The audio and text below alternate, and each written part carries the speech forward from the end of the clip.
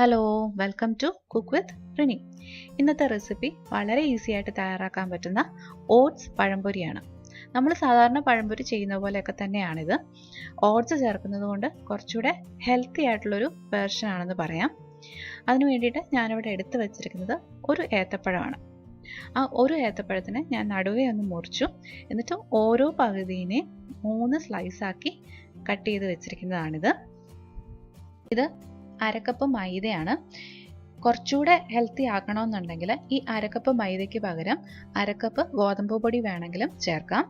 1 teaspoon പഞ്ചസാര, 1/4 teaspoon മഞ്ഞൾപ്പൊടി, 2 table spoon അരിപ്പൊടി, 2 നുള്ള് ഉപ്പ്, പിന്നെ കുറച്ച് ഓട്സ്. ഇവിടെ ഞാൻ ചെറിയ തരികളായിട്ടുള്ള ഓട്സ് ആണ് എടുത്തിരിക്കുന്നത്. നിങ്ങളുടെ കയ്യിൽ വലിയ ഓട്സ് ആണെന്നുണ്ടെങ്കിൽ ഒന്ന് ക്രഷ് ചെയ്തിട്ട് ഉപയോഗിക്കുന്നതായിരിക്കും നല്ലത്. ആദ്യം തന്നെ നമുക്ക് ഓട്സ് പഴംപൊരിക്കുള്ള ബാറ്റർ തയ്യാറാക്കിയെടുക്കണം. അതിന് ഇതുപോലെ ഒരു ബൗളിലേക്ക് ഏത്തപ്പഴവും ഓട്സും ഒഴികെ ബാക്കിയുള്ള എല്ലാ ഇൻഗ്രീഡിയൻസും, അതായത് അരക്കപ്പ് മൈദ, 2 ടേബിൾ സ്പൂൺ അരിപ്പൊടി, 1/4 ടീസ്പൂൺ മഞ്ഞൾപ്പൊടി, 1 ടീസ്പൂൺ പഞ്ചസാര, പിന്നെ 1-2 നുള്ള് ഉപ്പ്, ഇത്രയും ചേർത്ത് നല്ലതുപോലെ ഒന്ന് മിക്സ് ചെയ്തെടുക്കണം. ഇതുപോലെ ഒരു വിസ്കോ അല്ലെന്നുണ്ടെങ്കിൽ സ്പൂണോ ഫോർക്കോ ഒക്കെ വെച്ചിട്ട് മിക്സ് ചെയ്തെടുത്താൽ മതി. ഇപ്പോൾ അതെല്ലാം നല്ലപോലെ ഒന്ന് മിക്സ് ആക്കിയിട്ടിട്ടുണ്ട്. ഇനി ഇതിലേക്ക് കുറച്ചായിട്ട് വെള്ളം ചേർത്ത് നല്ല തിക്കായിട്ടുള്ളൊരു ബാറ്റർ തയ്യാറാക്കിയെടുക്കണം.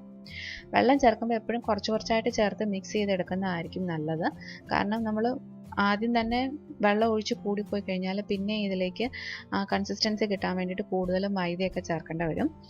അതുപോലെ തന്നെ നമ്മൾ മിക്സ് ചെയ്തെടുക്കുമ്പോൾ ഒട്ടും തന്നെ കട്ടയില്ലാതെ മിക്സ് ചെയ്തെടുക്കാൻ വേണ്ടിയിട്ട് ശ്രദ്ധിക്കുക. അങ്ങനെ പഴംപൊരിയുടെ ബാറ്റർ തയ്യാറായിട്ടുണ്ട്. ഇതാ നല്ല തിക്കായിട്ടുള്ളൊരു ബാറ്റർ. ഇനി ഇതിലേക്ക് നമ്മൾ ആ മുറിച്ച് വെച്ചിരിക്കുന്ന ഏത്തപ്പഴത്തിൻ്റെ സ്ലൈസസ് ഓരോന്നായിട്ടെടുത്ത് ഡിപ്പ് ചെയ്യണം. ഏത്തപ്പഴത്തിൻ്റെ സ്ലൈസസ് വേണമെന്നുണ്ടെങ്കിൽ നിങ്ങൾക്ക് വലുതായിട്ട് മുറിക്കാം. ഞാൻ ഫ്രൈ ചെയ്യാനുള്ള സൗകര്യത്തിന് അത് ചെറുതായിട്ട് മുറിച്ചെടുത്ത് വെച്ചു എന്നേ ഉള്ളൂ. ഈ ഡിപ്പ് ചെയ്തത് ഇനി ഈ ഓട്സിലേക്ക് വെച്ച് റോൾ ചെയ്തെടുക്കണം.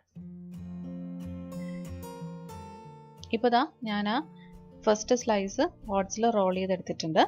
ഇതുപോലെ തന്നെ ബാക്കിയുള്ള ഓരോ സ്ലൈസ് ഏത്തപ്പഴം ആദ്യം ഈ ബാറ്ററിൽ മുക്കി പിന്നെ ഓട്സിൽ റോൾ ചെയ്തെടുക്കണം. ഇനി നമുക്ക് ഓട്സിൽ റോൾ ചെയ്ത് വെച്ചിരിക്കുന്ന ഏത്തപ്പഴം ഫ്രൈ ചെയ്തെടുക്കണം. അതിന് വേണ്ടിയിട്ട് ഇതുപോലെ ഒരു പാൻ ഞാൻ അടുപ്പിൽ വെച്ചിട്ടുണ്ട്. ഇപ്പോൾ പാൻ നല്ലപോലെ ചൂടായിട്ടുണ്ട്. അതിലേക്ക് നമുക്ക് ഫ്രൈ ചെയ്യാൻ ആവശ്യമായിട്ടുള്ള എണ്ണ ഒഴിച്ചു കൊടുക്കാം.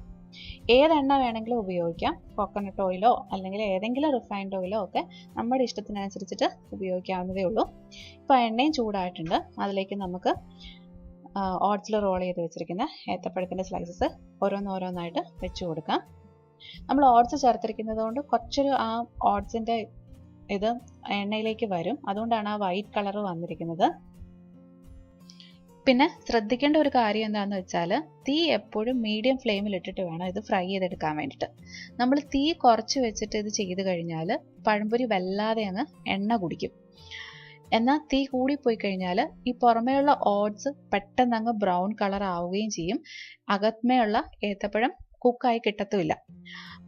തീ മീഡിയം ഫ്ലെയിമിലാണ് കിടക്കുന്നതെന്നുണ്ടെങ്കിൽ ആ ഓട്സും കറക്റ്റായിട്ടുള്ള പാകത്തിൽ കിട്ടും. അകത്തുള്ള ഏത്തപ്പഴം വെന്ത് കിട്ടുകയും ചെയ്യും. ഇപ്പോൾ ഇതിൻ്റെ ഒരു സൈഡ് ആയിട്ടുണ്ട്. ഇനി നമുക്കിതെല്ലാം ഒന്ന് തിരിച്ചിട്ട് കൊടുക്കണം. ഈ പുറമേയുള്ള ഓട്സ് ഒരു ലൈറ്റ് ബ്രൗൺ കളർ ആകുന്നതാണ് അതിൻ്റെ പാകം. ഇനി ഈ സൈഡും ഇതുപോലെ തന്നെ മൂത്ത് കിട്ടിക്കഴിയുമ്പോഴത്തേക്കും നമുക്കിത് എണ്ണയിൽ നിന്ന് മാറ്റാം. ഇപ്പോൾ അതിൻ്റെ മറ്റേ സൈഡും പാകമായിട്ടുണ്ട്. നമുക്കിതിനി എണ്ണയിൽ നിന്ന് മാറ്റാം.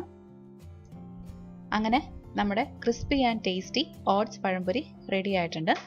എന്നാൽ നമ്മൾ ഒരേ രീതിയിൽ ചെയ്യുമ്പോൾ ചെറിയൊരു വ്യത്യാസത്തിൽ ട്രൈ ചെയ്ത് നോക്കാവുന്നൊരു റെസിപ്പിയാണിത്. ഓട്സിൻ്റെ ടേസ്റ്റ് ഇഷ്ടപ്പെടുന്ന എല്ലാവർക്കും തന്നെ ഇതും ഇഷ്ടമാകും. ഇതിനകത്ത് ഇനിയും വേണമെന്നുണ്ടെങ്കിൽ നമ്മുടെ ഇഷ്ടത്തിനനുസരിച്ചിട്ടുള്ള ചെറിയ വേരിയേഷൻസ് ഒക്കെ വരുത്താവുന്നതേ ഉള്ളൂ. അപ്പോൾ എല്ലാവരും ഇതൊന്ന് ട്രൈ ചെയ്ത് നോക്കുക. നിങ്ങൾക്ക് എൻ്റെ റെസിപ്പികളൊക്കെ ഇഷ്ടമാവുന്നുണ്ടെങ്കിൽ എൻ്റെ ചാനൽ സബ്സ്ക്രൈബ് ചെയ്യാനും മറക്കരുത്. സബ്സ്ക്രൈബ് ചെയ്യുമ്പോൾ അടുത്തുള്ള ആ ബെൽ ബട്ടണും കൂടെ ഒന്ന് ക്ലിക്ക് ചെയ്തേക്കണം. എന്നാലേ ഉള്ളൂ നോട്ടിഫിക്കേഷൻസ് ഒക്കെ കിട്ടും. വീണ്ടും വേറൊരു റെസിപ്പി ആയിട്ട് കാണുന്നതുവരെ ബൈ. Thank you.